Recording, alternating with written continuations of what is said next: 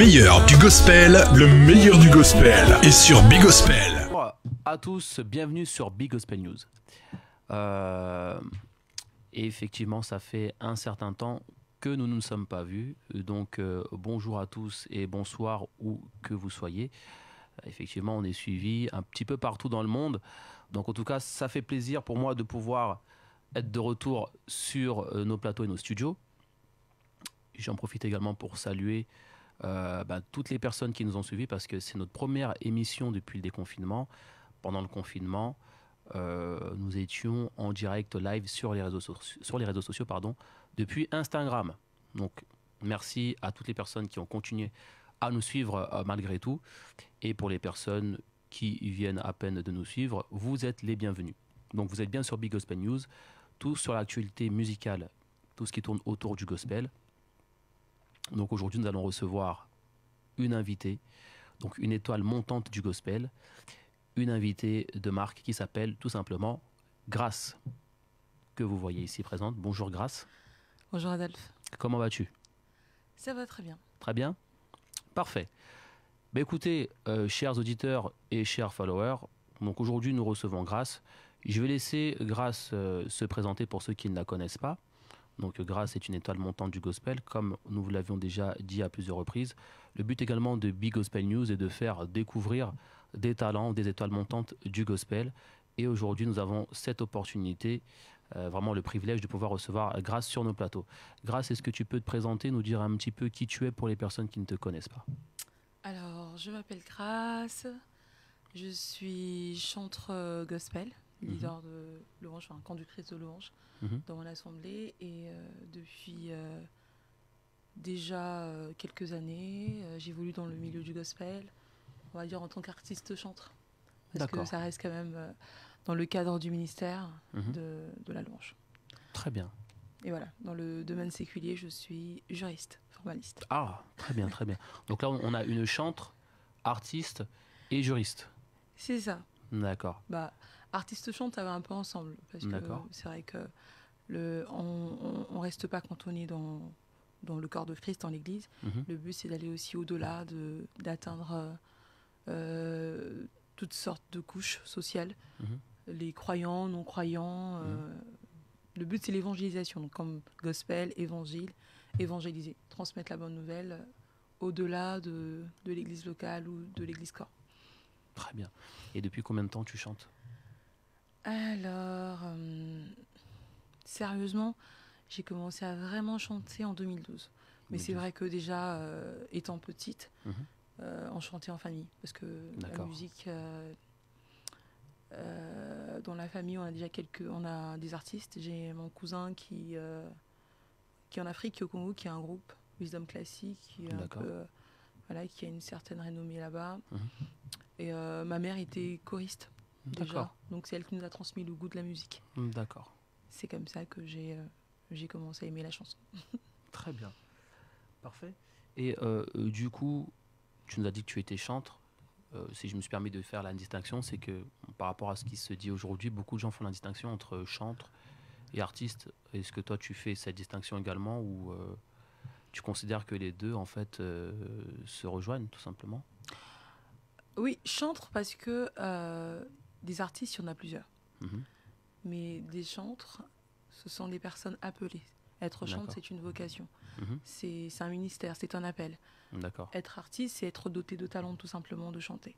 On peut être doté de talent et ne pas être chantre. Chantre, c'est l'appel qu'on a sur nous. Ce sont des serviteurs, ce sont des personnes qui sont consacrées, qui sont mises à part et qui sont consacrées au service du Seigneur, à servir le Seigneur. Parce qu'au jour d'aujourd'hui, le gospel est devenu un genre musical, mais bien plus qu'un genre musical, on doit rappeler que le gospel, c'est l'évangile. Nous chantons pas tout et n'importe quoi, nous ne chantons pas ce que nous voulons, nous chantons la parole de Dieu, ce sont des psaumes. En fait, le chantre, c'est un psalmiste, c'est quelqu'un qui, sous inspiration du Saint-Esprit, parce que c'est notre source d'inspiration, le Saint-Esprit, chante des cantiques à l'Éternel, chante des paroles inspirées du Saint-Esprit pour toucher le cœur de Dieu. Le but du chant, c'est déjà toucher le cœur de Dieu. Une fois qu'on a touché le cœur de Dieu, Dieu qui connaît le cœur de l'homme, qui sait ce qui convient à l'homme, touche le cœur des hommes. C'est ça. L'artiste, c'est celui qui comment dirais-je, qui met en avant son l'art de chanter, qui sait chanter, qui est doté d'un talent, d'une capacité. Et le chantre, c'est celui qui est appelé. D'accord. Au-delà du don, au-delà du talent. D'accord. Donc si je comprends bien, donc tu as commencé en tant que chantre. Donc tu continues donc à exercer, comme tu l'as dit, au sein de ton assemblée jusqu'à aujourd'hui. Tout à fait. Donc c'est très bien. Donc ça veut dire malgré le succès que tu commences à avoir, tu continues quand même à œuvrer dans le ministère. Absolument. Très bien. Absolument, absolument. Et depuis combien de temps tu es chantre en fait au sein d'une assemblée? Alors j'ai commencé à chanter en 2010. C'était un peu timide parce qu'à l'époque, je n'avais jamais vraiment chanté accompagné d'un instrument. Jusqu'ici, je chantais toujours en famille, chez moi, dans mon salon, avec ma mère, mes frères et sœurs, quand on passait nos temps de prière, jusqu'au jour où, en fait, j'ai jamais rêvé d'être chantre. J'ai jamais vraiment rêvé chanter. J'aimais chanter. C'était pour moi un loisir, c'était pour moi un plaisir, mais j'en ai jamais voulu en faire au-delà de chez moi. Et je me suis retrouvée dans une église où l'équipe de chantres avait été complètement désertée. Et là, il y a un frère, le frère qui joue aux instruments, le pianiste, m'a dit, mais je t'entends souvent chanter dans l'assemblée, je vois que je me rends compte que ta voix, tu as plutôt une belle voix, tu as du potentiel, tu devrais l'exploiter. C'est le frère Emmanuel Bavokana. Et donc à ce moment-là, je me suis dit, oui, pourquoi pas, je verrais bien. Ce qui moi me freinait, c'était le fait que je me rendais compte que ça demandait beaucoup de temps. Être chantre, beaucoup de temps, beaucoup de consécration. Et à l'époque, je n'avais qu'une envie, qu'une ambition de devenir soit un grand avocat, soit une grande journaliste d'investigation. À ce moment-là, c'était mes études qui vraiment me préoccupaient et m'intéressaient. Et j'avais pas le temps, j'étais adolescente et je voulais... je passais mon bac et je voulais intégrer Sciences Po. Donc ça me demandait beaucoup de temps au travers des filières parallèles. On avait un dossier à préparer. C'est très prenant et je me disais, je vais pas perdre mon temps à aller chanter. J'aime le Seigneur, j'aime Dieu. Je savais que j'étais appelée à servir le Seigneur, mais je me voyais pas forcément le faire dans le chant. D'accord. Donc j'ai mis du temps à vraiment accepter. Entre le temps où le frère m'a parlé et le temps où je me suis vraiment engagée, 2 ans se sont écoulés. Et c'est en 2010 que j'ai rejoint l'équipe. Au départ, c'était pas évident parce que celle qui nous conduisait elle-même ne s'y connaissait pas. C'était très compliqué jusqu'à ce qu'on a reçu un frère qui venait du Maghreb, un frère congolais aussi, mais qui venait du Maghreb, qui nous a transmis quelques bases de la musique. C'était fin 2010, donc début 2011. Et en 2011, j'ai commencé à accompagner quelques chantres comme Junior Congo Siene, quelques autres aussi, dans des studios sur des scènes. Et c'est là que j'ai fait la connaissance d'autres personnes qui m'ont parlé de Total Praise. Et c'est en 2012 vraiment que je me suis lancée avec Total Praise. J'ai commencé à composer également à côté. Et comme j'étais entourée de pas mal de musiciens, de choristes comme moi, et c'est de là que c'est parti. D'accord. Donc en gros, comme tu l'as dit tout à l'heure, étant donné que c'est un appel, très souvent on dit qu'on ne peut pas le fuir. Donc, c'est ça, tout à fait. Malgré tout, toutes les ambitions que tu as faites, tu as quand même répondu à l'appel. Tout et à c'est fait. quelque chose de très très important dans la vie d'un chrétien ou d'une chrétienne.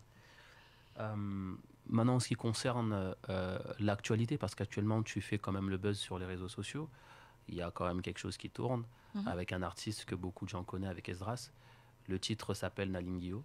Tout à fait. Donc parle-nous un petit peu de ce titre et de la rencontre éventuellement avec Esdras, qui est quand même une personne qu'on a déjà reçue aussi dans notre émission. Parle-nous un petit peu de la chanson et surtout de votre rencontre, surtout parce que moi ça m'étonne qu'une personne qui vient à peine d'être connue du public a cette opportunité de faire un featuring comme avec Esdras quand même. C'est quand même assez incroyable. Alors, Nalingio, c'est une chanson, comme je t'ai dit, j'ai commencé à composer fin 2011. Je commençais à écrire des textes. Jusque-là, je n'en avais encore jamais écrit. J'ai commencé à écrire, et comme je ne joue pas d'instrument, donc les mélodies venaient avec. J'avais la grâce d'avoir en même temps les mélodies. D'abord, je recevais les mélodies, et sur les mélodies, je posais un texte. C'était comme ça, et J'ai commencé à faire écouter mes mélodies à quelques personnes dans mon entourage qui ont commencé à apprécier. Ils m'ont dit, mais c'est pas mal, tu devrais sortir quelque chose. Et comme je l'ai dit, je n'étais vraiment pas intéressée. Je ne me voyais pas du tout faire une carrière de chantre. Je trouvais ça très, très contraignant. Très, très contraignant. Au vu de moi, les ambitions que j'avais par rapport à ce que je voulais faire. Et donc, voilà, 2011, 2012, Nalingio, je l'ai écrite fin 2016. Fin 2016. D'accord. Dans un contexte assez difficile. Je passais par des temps difficiles, par des épreuves. Et là, le Seigneur m'a dit, loue-moi. Parce que ta joie ne dépend pas des circonstances, mais vraiment de ce que tu m'as dans ta vie. Et donc, c'est là que je me suis dit, je voulais simplement dire merci au Seigneur. Nalingio, c'est un chant d'action de grâce. C'est vrai que c'est rythmé, c'est vrai que c'est dans un style afrobeat, on l'a voulu dansant. On a simplement voulu dire aux gens qu'on peut adorer le Seigneur en rythme. On peut adorer le Seigneur avec des danses. C'est pas forcément des chants langoureux, c'est pas forcément des cantiques mélancoliques. Nalingio, en fait, quand on écoute le texte, on se rend compte que c'est une véritable louange, expression du cœur, c'est une adoration, c'est une déclaration d'amour à notre Dieu. Je me suis dit, très souvent, on déclare nos flammes à des hommes qui finissent par nous décevoir, à des humains qui finissent par nous décevoir.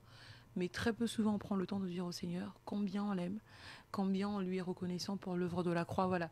Nalingio, c'est une histoire d'amour. Nalingio, c'est un cœur reconnaissant, c'est un cœur repentant, c'est une expression vraiment du cœur. Et qui Dieu Seigneur, merci pour l'œuvre de la croix, tout simplement. On a voulu le dire en plusieurs langues. Nalingio, Nakupenda, Muzolange, I love you, je t'aime.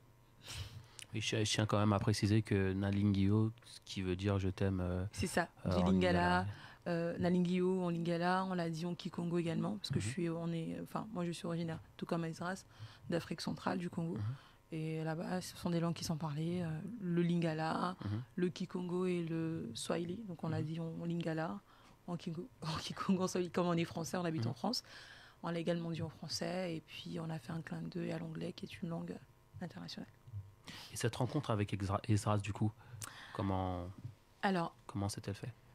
Esdras, dans le cadre de l'église, on était dans un même bâtiment. Lui, il était juste derrière nous, un peu devant, à Aubervilliers. Mais c'est vrai qu'on ne se connaissait pas vraiment. Je le connaissais, moi, je l'ai connu au travers de mes Kadishkem. On avait des relations en commun, mais on ne se connaissait pas, nous, personnellement. Et c'est lorsque j'ai décidé finalement, après moult réflexions et des menaces de proches, que voilà, je me suis dit, je voyais du rap dans la ligne. Quand j'écoutais, moi quand j'ai chanté la chanson, tout de suite j'ai eu une image, je me suis projetée, j'ai visualisé quelque chose, et dans cette vision-là, je voyais un rappeur. Au départ, j'ai pensé à Biti, parce qu'on a fait connaissance à Acticole, comme tu le sais. Et finalement, je lui en ai jamais parlé. Et après, je me suis dit, tiens, ce serait bien Georges Lusamboulou, El Georges, parce que c'est une bonne connaissance à moi, c'est un proche, et il fait partie des personnes qui m'ont vraiment encouragée, poussée à chanter. Et donc, je me suis dit, tiens, je vais faire ce duo-là avec Georges. Et finalement, j'ai fait la connaissance d'un ami, d'une personne que j'ai un ami, on dit, Ouré Berthold, qui fait des événements, un organisateur d'événements. Dans le cadre d'un événement qu'il a organisé, c'est un ami à moi, Claude Lombo, qui m'a présenté Ondi. Et j'ai fait la connaissance d'Ondi, et on a gardé de très bons contacts. Et quand j'ai voulu lancer le projet, faire le single, j'ai pensé à lui, je l'ai appelé, je lui ai dit, écoute, je voudrais... Il faisait aussi partie des personnes qui, après m'avoir écouté, étaient vraiment intéressées. Il me dit, écoute, moi, je suis vraiment intéressée. Si tu veux être managée, si tu veux vraiment être accompagnée dans ça, je suis là pour toi. Il me dit, j'accompagne déjà un artiste. C'était Esdras. Il me dit, je vois bien Esdras dessus. Et c'était marrant parce que juste la veille, j'avais regardé un statut WhatsApp d'un ingénieur du son, Déo, qui avait mis un extrait d'Esdras en train de rapper. C'est bizarre, quand j'ai écouté rapper, je me suis dit, mais il serait bien sur Nalingio.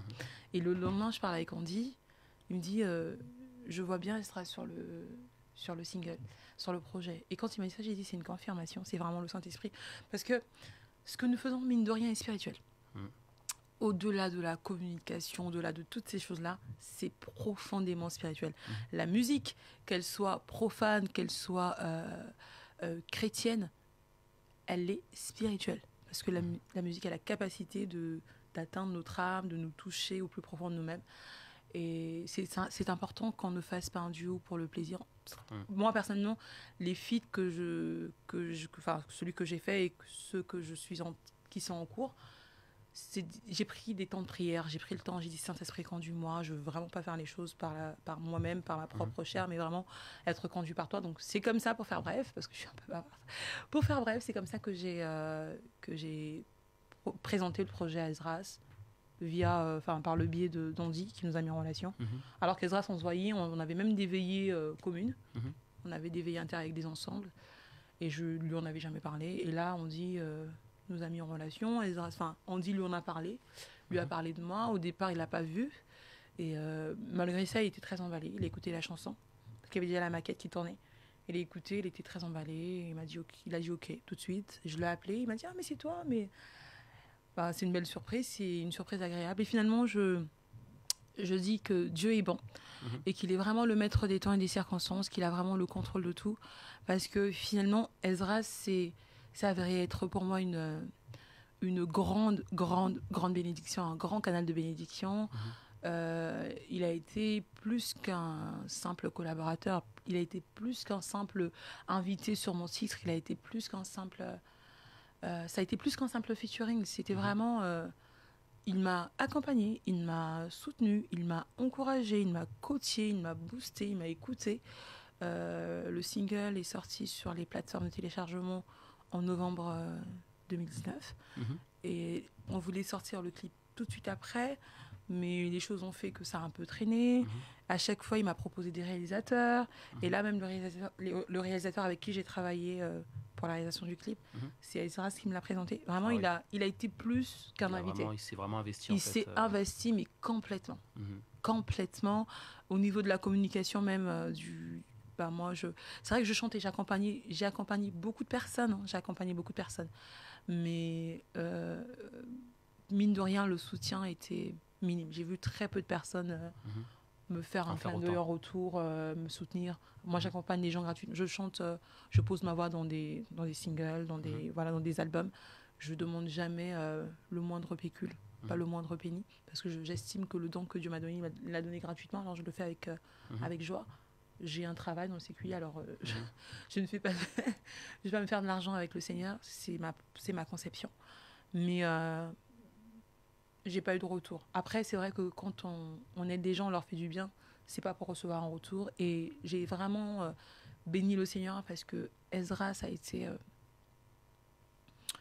une très très grande bénédiction. Pour la communication, il m'a mis en contact avec Eloïka. Ah oui, quand même. Voilà. Esdras que je salue au passage également.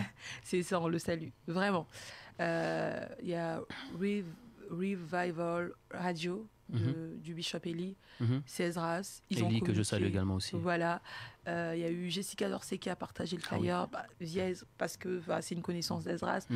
Esdras a été quand même manager. Il a vraiment... il s'est vraiment investi. Grâce à lui, le single a quand même été écouté. Les gens ont pu voilà. Très belle rencontre avec Esdras. Du coup, tout à l'heure, tu nous as parlé un petit peu, je ne sais pas si je pourrais qualifier cela de réticence. Tu dis que tu ne voulais pas vraiment rentrer un petit peu dans ce milieu. Qu'est-ce qui a fait qu'aujourd'hui, tu rentres, on va dire, pleinement dedans, tu arrives au point de faire même des featuring avec Esdras. Qu'est-ce qui s'est passé ? Est-ce qu'il y a eu un événement particulier, un déclic ? Alors, c'est pas vraiment que je voulais pas rentrer dans le milieu, parce que j'y étais déjà. J'étais choriste, j'accompagnais. J'accompagnais, je lidais dans mon église, et dans les projets, j'accompagnais d'autres personnes. Et moi, ça me suffisait amplement. Et puis, j'avais rejoint la grande chorale Total Praise avec le CRC.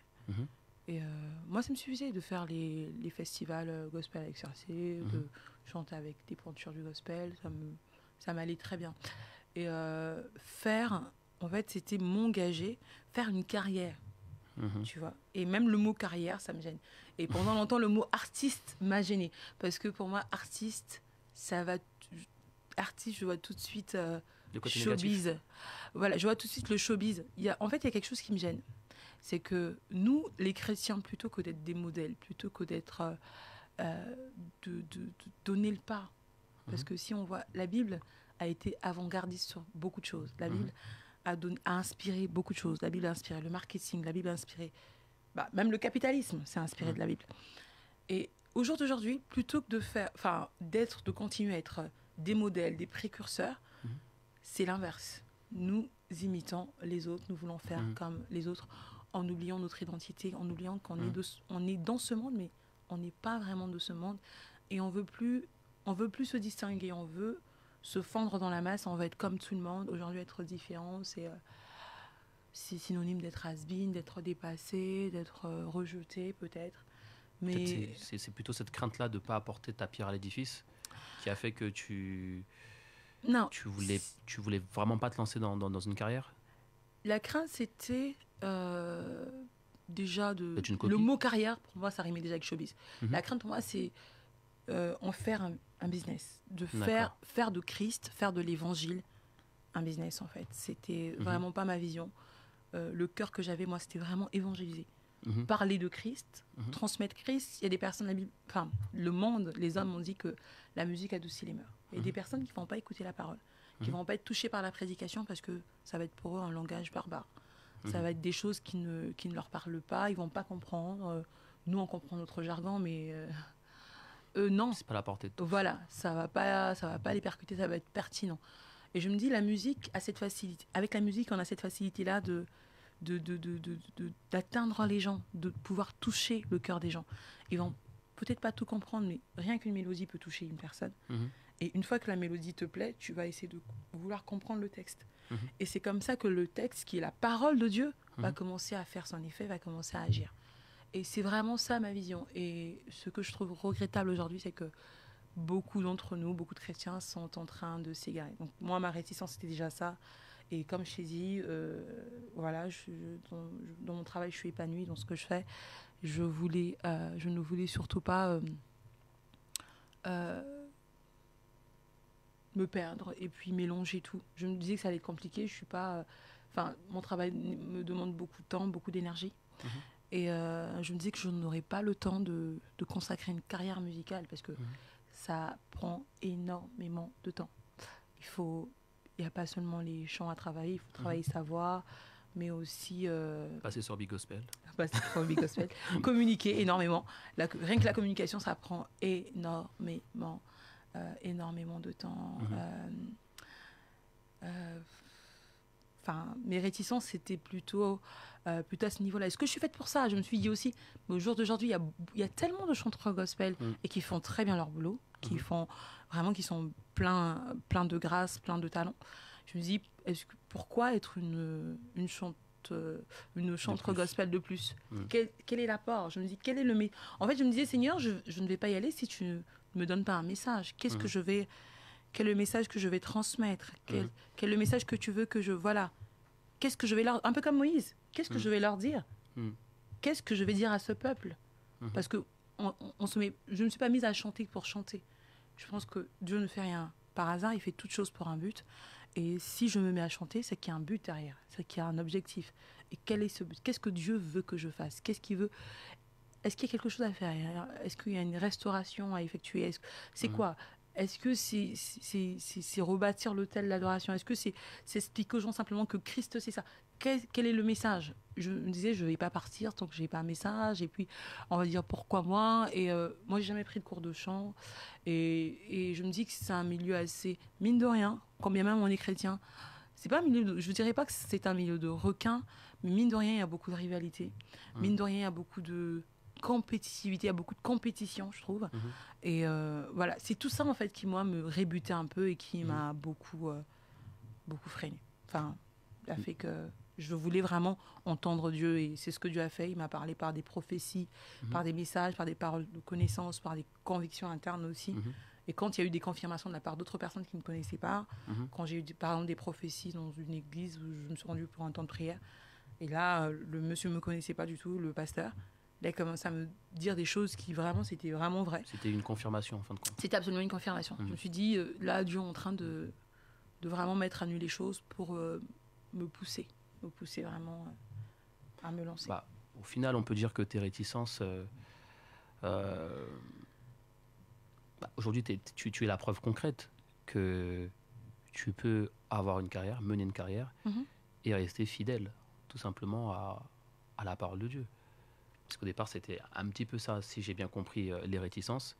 Mais aujourd'hui, personnellement, ça n'engage que moi, mais comment je vois un petit peu ton évolution, j'observe que tu restes quand même dans cette lignée-là, dans ce que tu voulais, de ce que tu as toujours voulu faire, donc servir le Seigneur, et ne pas, en gros, rentrer dans une sorte de masse et suivre un petit peu la tendance ou quoi que ce soit. Tout à fait. Au final, c'est plutôt satisfaisant, non? Jusqu'ici, oui. Que le Seigneur continue à faire grâce. Puisse-t-il continuer à faire grâce. Jusqu'ici, c'est ça. En tout cas, ton message est très beau, parce qu'on voit que tu prends quand même le temps avant de faire quelque chose. Tu n'es pas dans la précipitation. Donc, voilà, tu prends vraiment le temps. Comme on dit, reculer pour mieux sauter. Ça veut dire que toi, tu prends le recul nécessaire, tu es très observatrice, tu regardes un petit peu ce qui se fait, et justement, contrairement à des personnes qui veulent s'assimiler à telle ou telle chose, toi, c'est pas du tout ça. Toi, tu te dis que si je viens, qu'est-ce que je peux apporter de plus, en fait? C'est ça. Et aujourd'hui, est-ce que tu sais réellement, donc tu sais quelle est ta contribution, si je comprends bien? Tout à fait. Voilà. Comme je l'ai dit, tout comme la Lingio, toutes les autres chansons, parce qu'il y a plusieurs singles à venir.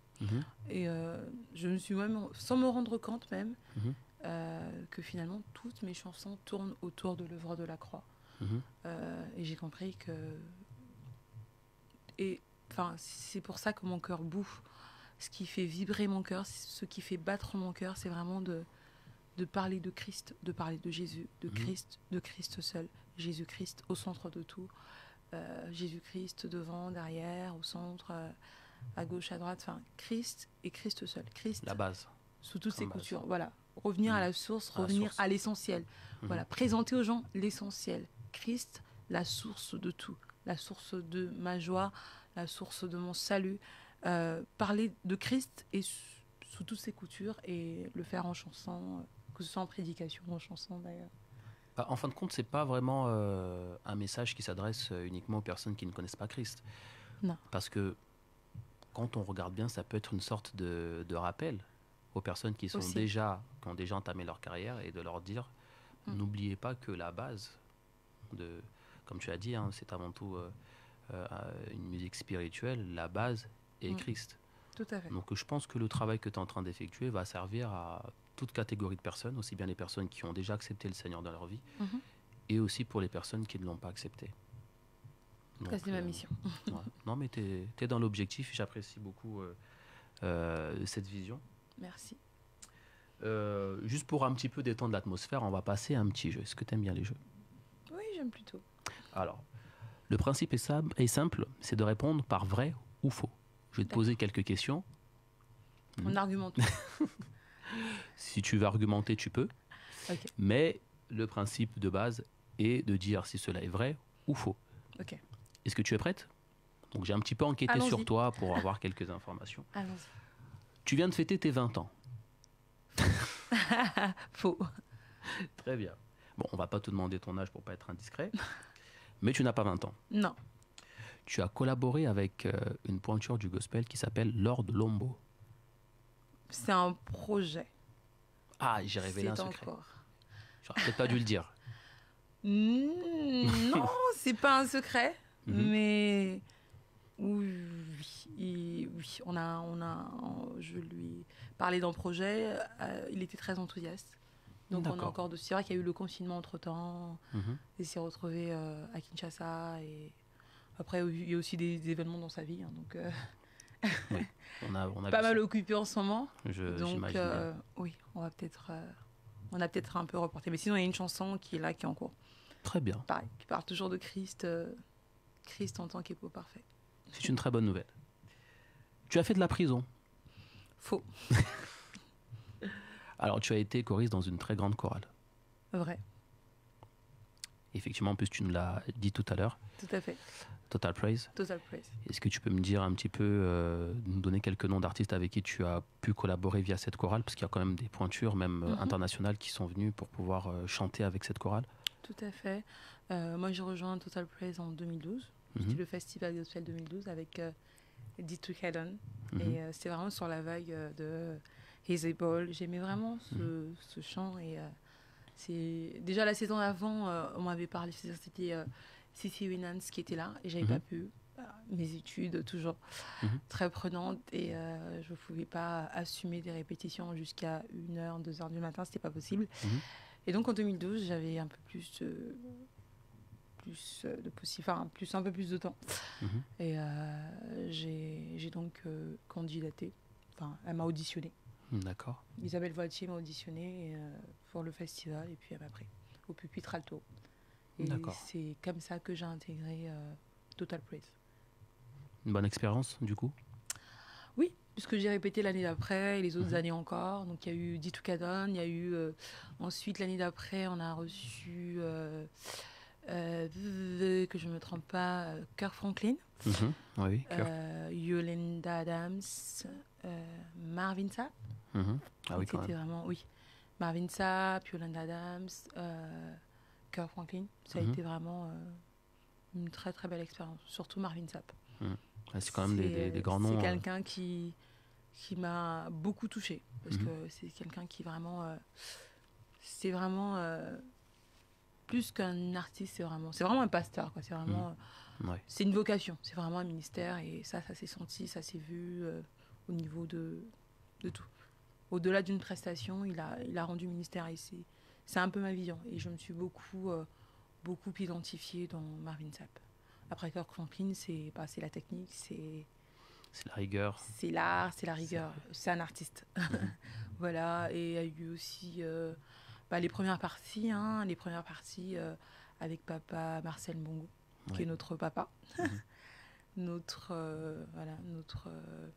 modèle dans le gospel francophone, en tout cas qui représente bien. Il y avait papa Marcel très grosse pointure aussi. Oui, voilà. Un plaisir de chanter avec lui, de l'accompagner. Il y a une sœur également de Londres. Je ne me souviens plus vraiment le prénom, mais une chanteuse aussi qui était là. Et puis après, il y a eu l'ex-femme de Dietrich Haddon, Damita, avec qui on a fait aussi un festival. Qui d'autre? On a eu plusieurs.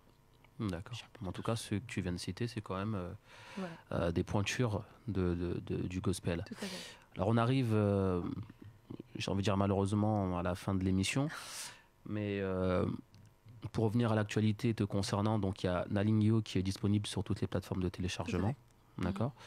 Est-ce que un album derrière, d'autres singles, qu'est-ce qu'il y a en vue juste avant qu'on puisse rendre l'antenne pour que les gens puissent également te suivre? Parce que j'imagine qu'il y a des personnes qui ont dû apprécier le personnage et qui voudront en connaître un petit peu plus certainement.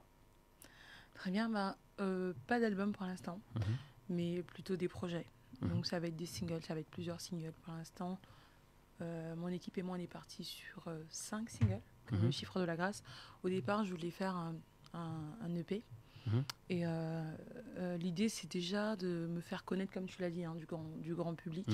Donc on est parti sur Nalingyo. Au départ, c'est pas Nalingyo qui allait être le premier single, mais finalement, le Seigneur faisant les choses à sa manière, nous on propose, mais c'est lui qui dispose. Et on est parti sur Nalingyo, parce que c'était le single qui était prêt. Il faut savoir que je m'autoproduis. Il y a quelques personnes, des bien-aimés, des amis, des frères et sœurs dans le Seigneur qui m'accompagnent, mais je m'autoproduis, je m'autofinance. Et mine de rien, ça coûte énormément d'argent, ça coûte cher. Des séances au studio, etc. etc. Et donc, pour l'instant, je prends dans mon salaire. Et voilà pourquoi j'y vais un peu à mon rythme. Donc là, il y a Nalingyo et il y a déjà 4 autres singles derrière. 3 feats. J'ai un feat qui va bientôt sortir avec Michel Bakena. Ah oui. Lui, il a déjà tiré. Enfin, il attend plus que moi. Enfin, il reste plus que moi je finisse que je pose ma voix définitive. C'est vrai qu'il y a eu le confinement qui a un peu rallongé les choses. Mais après Nalingio, le projet, c'était le featuring avec le frère Michel Bakena, qui est d'ailleurs très impatient pour qu'on fasse le clip. L'idée, c'est que cette fois-ci, contrairement à ce qu'on a fait avec Nalingio, c'est-à-dire on a d'abord sorti le produit au format téléchargeable audio et le clip juste après, mais avec les autres singles, ce sera le clip d'abord et le reste après, parce qu'on s'est rendu compte que les gens font beaucoup attention au visuel. Enfin, les gens sont plus intéressés, regardent plus facilement quand il y a une vidéo. Et ensuite, une fois qu'ils ont aimé la vidéo, ils ont envie d'écouter davantage, de télécharger, etc. Donc la stratégie de communication sera désormais que on sort le clip d'abord et donc plaise à Dieu si les frontières ouvrent. Le projet, c'est le clip avec Michel Bakena. Il y a un autre morceau Zouk où là je suis toute seule. Il y a un autre feat, comme je t'ai dit, avec Papa Marcel, Bongo, à venir. Et plein d'autres surprises que je me réserve. Pour l'instant, c'est ça. Très bien. Bon, en tout cas, merci Grace. Merci, ça nous a vraiment fait plaisir de te recevoir dans notre émission. Merci à vous, chers auditeurs, à toutes les personnes qui nous suivent en France et à l'étranger. On est vraiment très heureux d'être à nouveau présents, disponibles sur nos plateaux. Donc, comme vous avez pu le voir, donc, nous étions absents dû au confinement. Je vous souhaite une excellente journée, une excellente soirée pour ceux qui nous suivent avec un décalage horaire. C'était Grace qui était avec nous aujourd'hui. Je vous donne rendez-vous très prochainement avec d'autres surprises. Restez branchés, restez connectés.